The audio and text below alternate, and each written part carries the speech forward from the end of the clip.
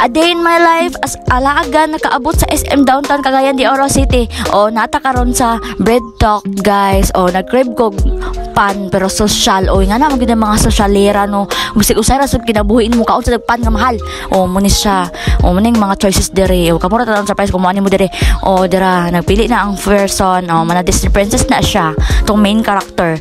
O naa na siya o ani ako napili dire kay kaning murag na slice bread nga naay itlog sa tunga. O ganan kung naay itlog hoy. O muna siya sa usa nga itlog guys ganahan ko. Hoy. O muna siya. Pili na ang Disney princess. So for OA ng babae na yan. Dara. Muna din siya guys ang background. Siya laki ang ambience dire guys. Although small lang siya nga area but it's very convenient and convenient. Muna siya. Ang main character na to nagpakita na natin dire sa Bread Talk. Diba? Mag-bread talk ta dire. Bread talk.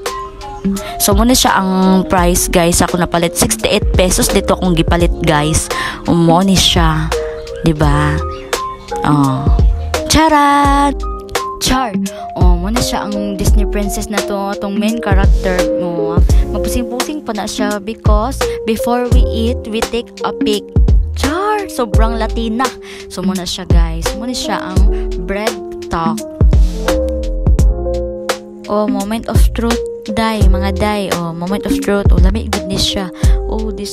Deserve good imong 68 pesos diri day. Di good kamahayan imong 68 pesos day. Sa diri na ni mapay sa Bread Talk, mga social ni nga mga pandire, mga mahalin sa ngay dili ni basta-basta. Ano siya guys. It will die.